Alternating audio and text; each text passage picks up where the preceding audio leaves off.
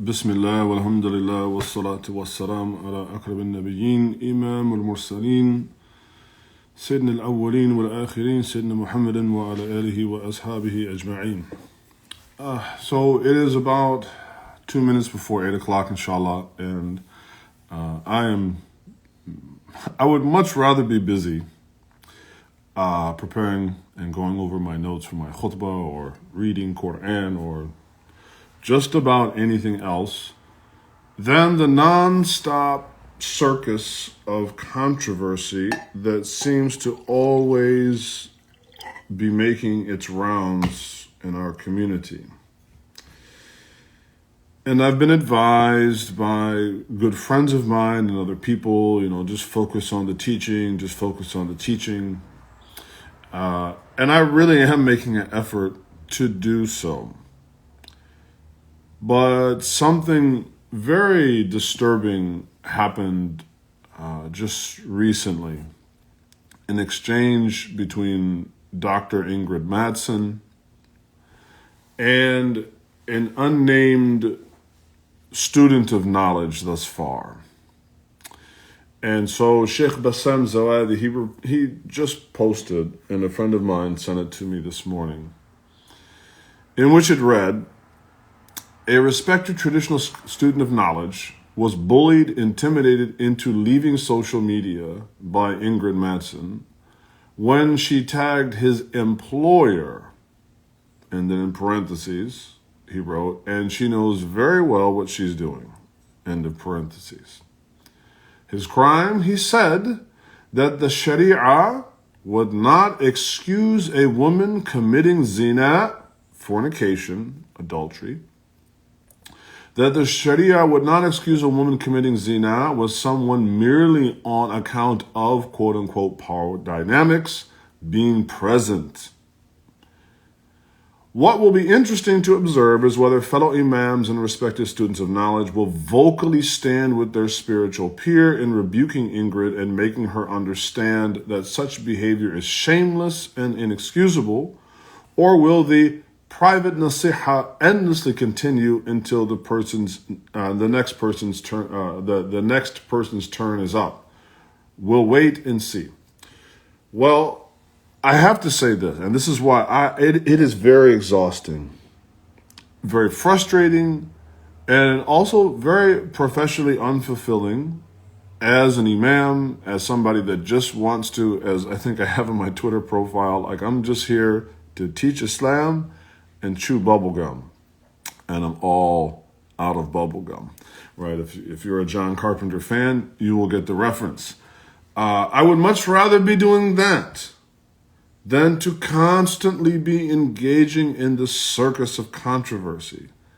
But there are times when sometimes you have to engage with the circus of controversy, because this is a disturbing turn now and a ratcheting up of the agenda and the lengths of which those who are on, and I hate to even use these terms now, left, right, because to be honest, this is far beyond any kind of political nomenclature.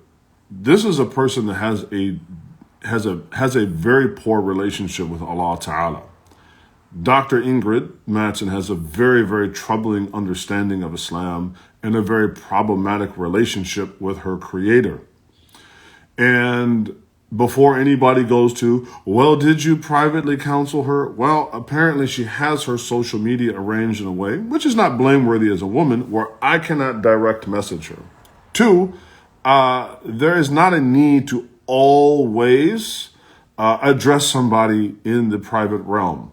When you are going after a person's employer to try to get them fired, this is simply unacceptable.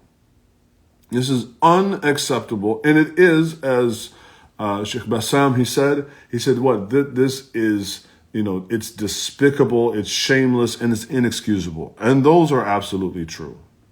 What is really sad about the ilk of Dr. Ingrid, and it's not just her, because we also have to even though we have to address this particular action of hers, it is greater than just simply her. There is a group now that, one, I find this very disturbing in the fact that they actually, in their hopes of trying to empower women or ennoble women, in actuality, they degrade women to being nothing other than the playthings of men. Now, is it true that there are men who sexually predate on either women and or children? Of course. Right? Again, in the previous video that I said, this is something that doesn't even need to be defended. Because the Quran itself, when it says, وَلَا تَقْرَبُوا الزِّنَا, do not even approach, right? That it is it is a sabil that is what? Shar. It is an evil path to take, right? Sabil. It is an evil path to take. So, as a nasiha to men who often want to, we don't need to defend this idea that there are some men that do things that are evil to some women and to some children. Yes, the revelation is telling us that that is the case. However, what is disturbing today is that there is a new way of trying to understand men and women where increasingly, though I think the intention is to protect women and the potential is to empower women and the potential is to ennoble women, they actually reduce them to be sort of infants.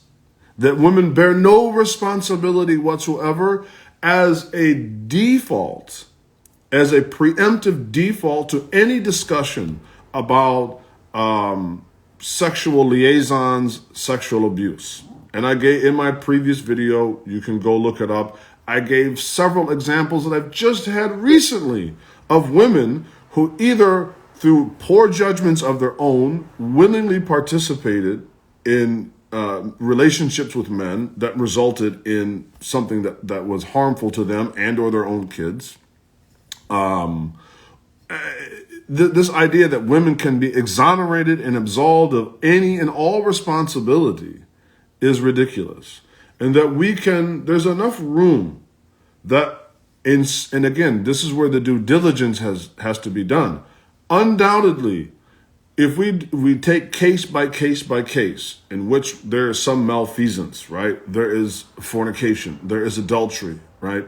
That undoubtedly the due diligence will show there are some men that indeed may be the exclusive party to blame. But that is not the default presumption that the Quran holds. That is not the default presumption that the Sunnah espouses. That is not it. And so if we really want to be honest, one, we have to treat women like adults. I know that we all treat women like equal. Well, I think we have to what does equal mean? Right? Because equal and uniform are not the same thing. Equal and androgynous are not the same thing. And so we have to be willing to not have our intellect overwhelmed by brash or irrational emotional thinking. And I get it. It is an emotionally charged topic.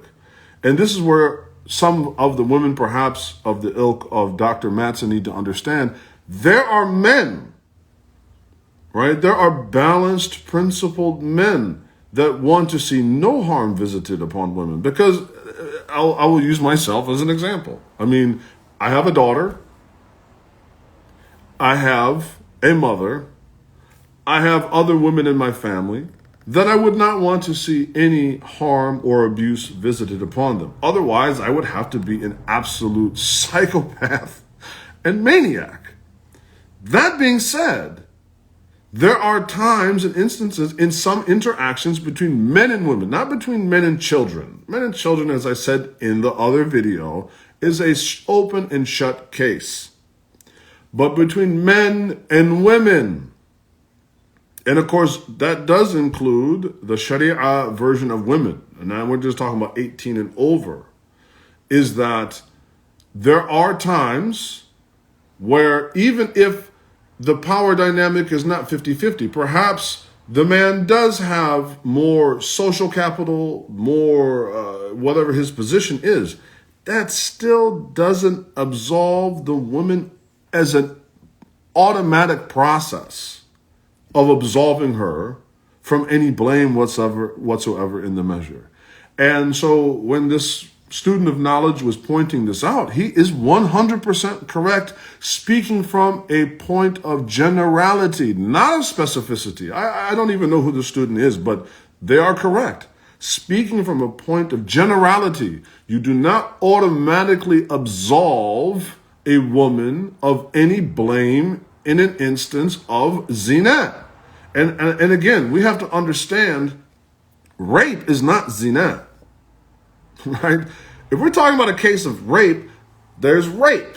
Rape is not zina, right? And so I don't know what is going on inside Dr. Matson's mind, but where you want to go after people's ability to feed their families simply because you don't like the way that they articulate something, and especially if that articulation is indeed to be found within the normative articulation of the Sharia and the normative articulation of the religion, and that you will go and bully people and intimidate them, that they have to, they can't say this, otherwise you will attempt to have them fired.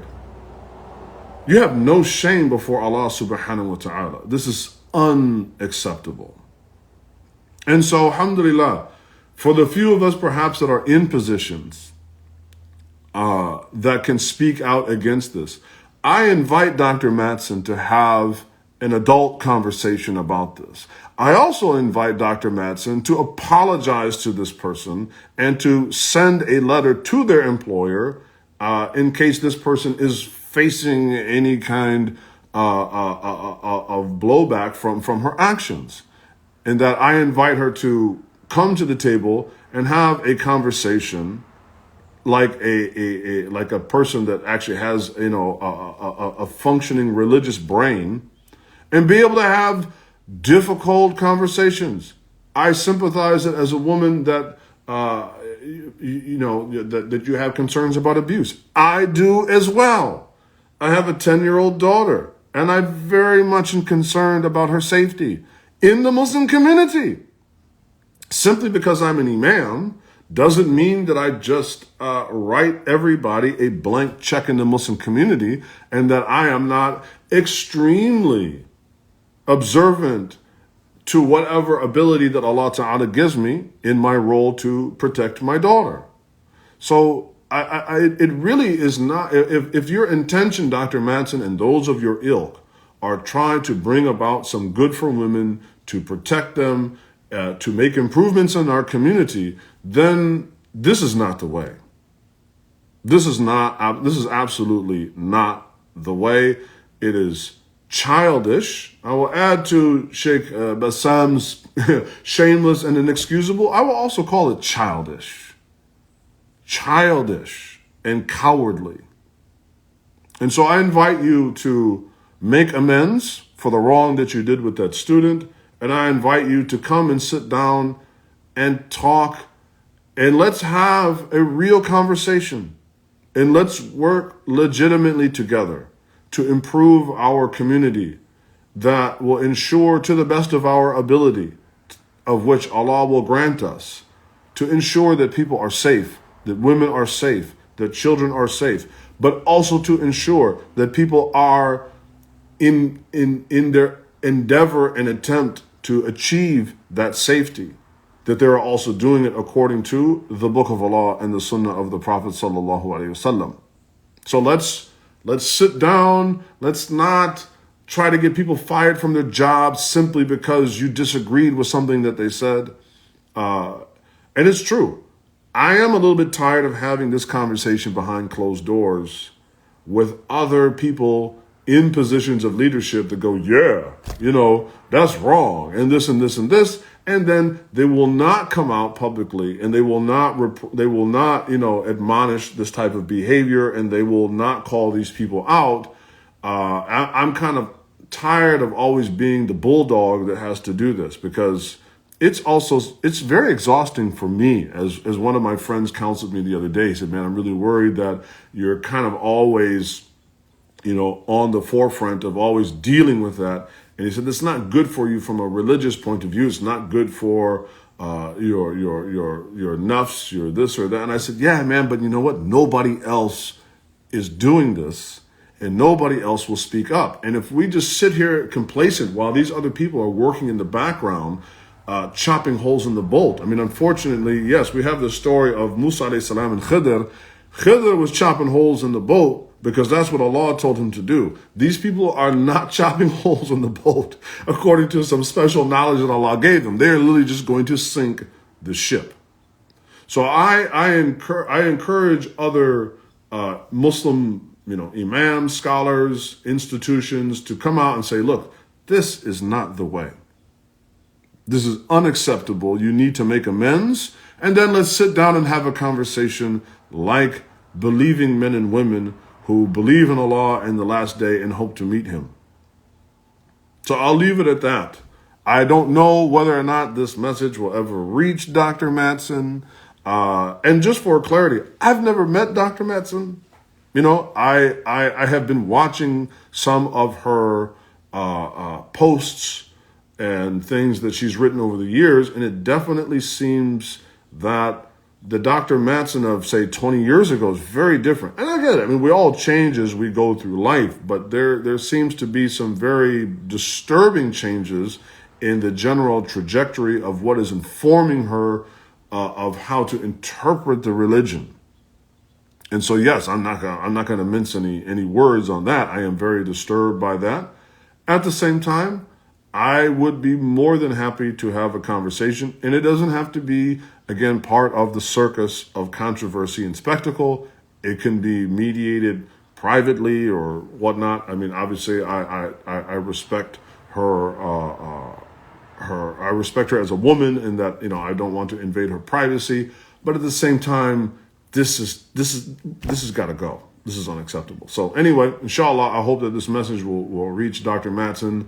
And I hope this message will meet some of the other imams out there and realize you better wake up and say something before you're out of a job and out of an institution and we're all praying on cardboard boxes on the street corner. So, وأصلي وسلم على سيدنا محمد سيدنا الأولين والآخرين وعلى آله وصحبه أجمعين والحمد لله رب العالمين. جزاكم الله خيرا. Gotta get ready for Jumu'ah. Assalamu alaikum wa rahmatullah.